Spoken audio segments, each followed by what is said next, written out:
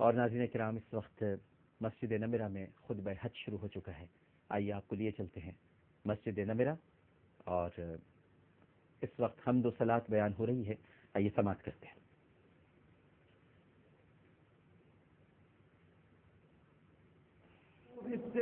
حمد و صلات کے بعد عبدالعزیز آل شیخ نے فرمایا کہ اے لوگوں، اللہ سے ڈرو اور اس کی عبادت کرتے رہو، اور اللہ سبحانہ و تعالیٰ کا تقوی اختیار کرو۔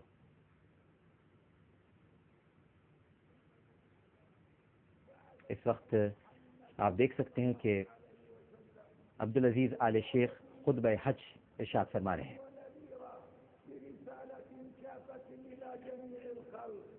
اے لوگوں، اللہ سے ڈرتے رہو اور اس دنیا سے جب بھی جانا مسلمان ہونے کی حالت ہی میں جانا، اس لیے کہ مسلمان ہونے کی حالت سے جانے سے بڑھ کر تمہارے لیے اور کوئی تحفہ نہیں ہے۔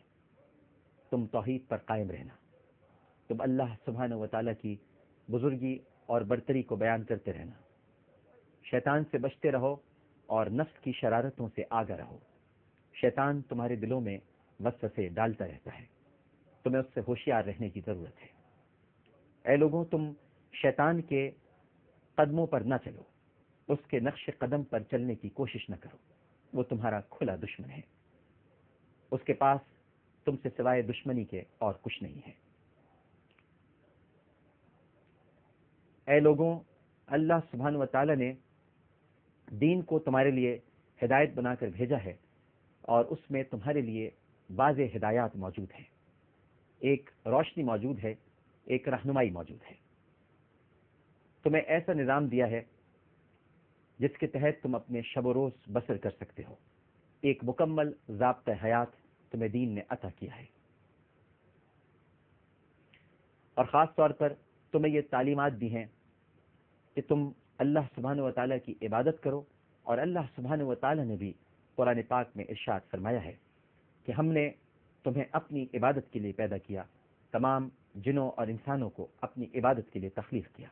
تو اے لوگوں، تم ایک اللہ کی عبادت کرو، اور تمہاری عبادتیں صرف اور صرف اللہ کے لیے ہونی چاہیے۔ اس وقت وہ آیت پڑھ رہے ہیں، قُلْ إِنَّ صَلَاتِي وَنُسُكِي وَمَحْيَايَ وَمَمَاتِي لِلَّهِ رَبِّ الْعَالَمِينَ۔ تمہارا جینا، تمہارا مرنا، تمہاری نمازیں، تمہاری زندگی، سب کچھ، تمہاری موت، سب کچھ اللہ ہی کے لیے ہے، اور اللہ ہی کی طرف تمہیں لوٹ کر جانا ہے۔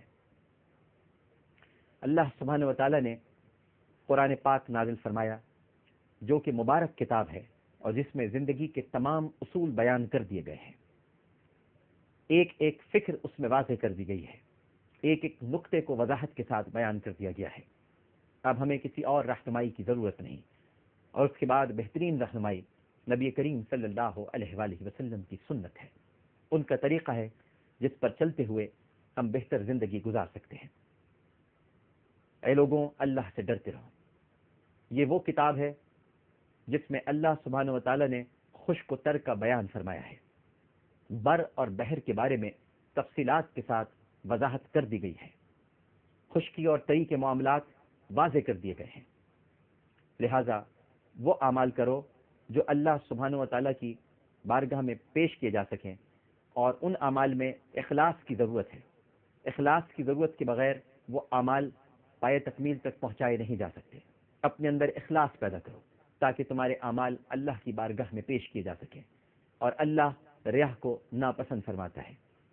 اللہ کی بارگاہ میں ریاکار قابل قبول نہیں ہے۔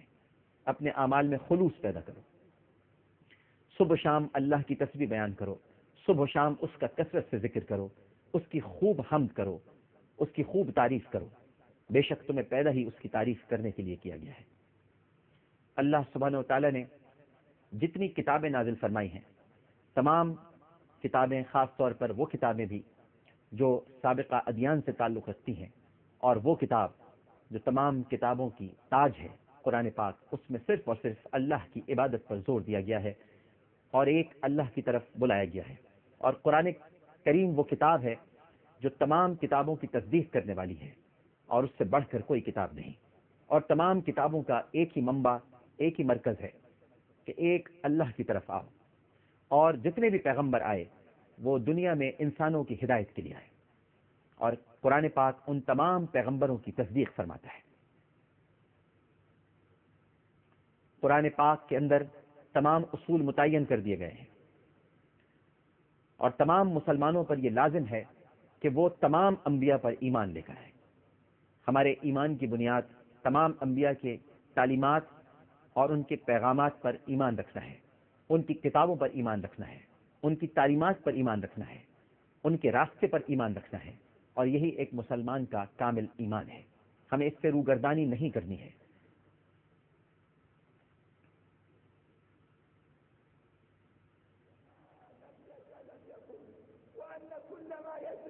اللہ جو چاہتا ہے وہی ہوتا ہے، اور جو اللہ نہیں چاہتا وہ نہیں ہو سکتا۔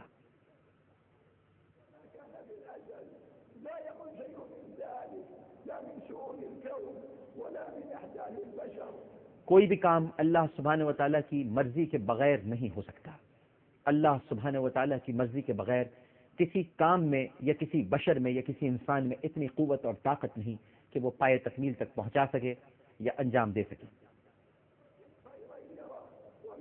اللہ تعالیٰ کے حکم پر اگر ہم عمل کریں گے تو کامیاب رہیں گے اور فلاح پا جائیں گے، اور اگر ہم نے اس کے حکم سے روگردانی کی تو ہمارا انجام ان لوگوں کے ساتھ ہوگا جن پر اللہ تعالیٰ نے انعامات نازل نہیں کیے۔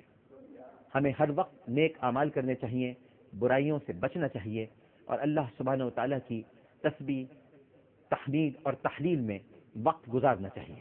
اللہ سبحانہ و تعالیٰ نے اپنی کتاب بلاغت میں ہر برائی کو واضح کر دیا ہے، اور ہر وقت ہمیں اپنا احتساب کرتے رہنا چاہیے کہ ہم میں کہاں پر کمی رہ گئی ہے، اور ہم میں کوئی ایسی برائی موجود ہے جسے ہم ختم کر سکتے ہیں، اسے ختم کرنے کی ہمیں کوشش کرتے رہنا چاہیے۔ اور اس کے لیے بہترین طریقہ خود احتسابی ہے، اپنا جائزہ لیتے رہنا اور اپنے بارے میں یہ معلومات رکھنا خود اپنے آپ سے کہ ہم میں کتنی کمیاں ہیں اور کتنی برائیاں موجود ہیں۔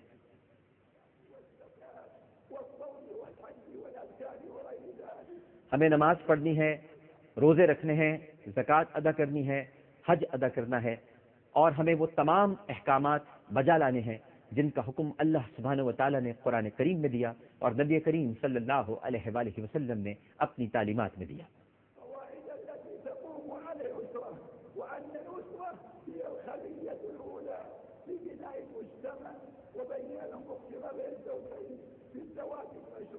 اے مسلمانوں، اللہ سبحانہ و تعالیٰ کے دین پر عمل کرتے رہو، اسی دین پر چلتے رہو، اسی دین کو اختیار کیے رکھو کہ یہی کامیابی کا راستہ ہے اور یہی کامیابی کا زینہ ہے۔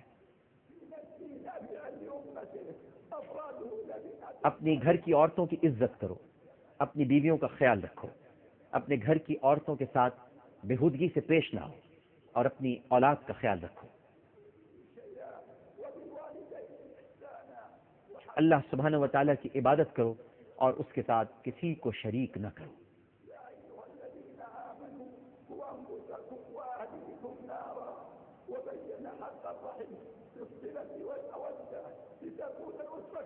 اے ایمان والوں، جس وقت سب یہاں پر موجود ہو، میں تم سے کہتا ہوں کہ اپنے گھر والوں کو اور اپنے آپ کو جہنم کی آگ سے بچاؤ، اپنے آپ کو اس کا ایندھن بننے سے محفوظ کرو۔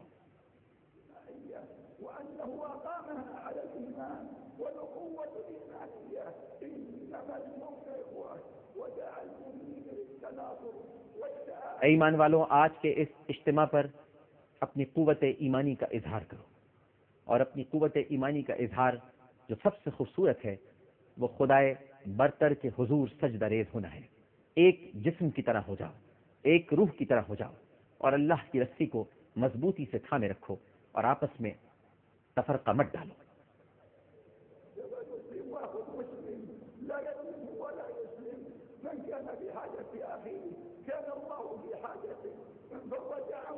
مسلمان تو وہ ہے جس کی زبان اور ہاتھ سے دوسرا مسلمان محفوظ رہے، اور مسلمان وہ ہے جس کی وجہ سے کسی دوسرے مسلمان کو اذیت نہ پہنچے۔ پوری امت مسلمہ ایک جسم کی طرح ہے، جسم کے کسی بھی حصے میں اگر تکلیف ہوتی ہے تو پوری امت مسلمہ کو تکلیف ہونی چاہیے، پوری امت مسلمہ کو تڑپ جانا چاہیے۔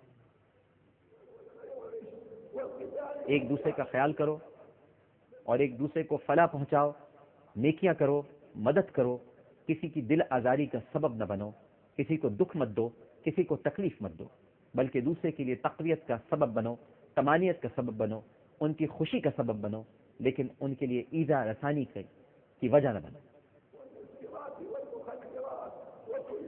اللہ سبحانہ و تعالیٰ نے جو چیزیں تم پر حرام کی ہیں ان سے بچتے رہو، اور جن چیزوں کو اس نے تم پر حلال کیا ہے ان کو اختیار کرو۔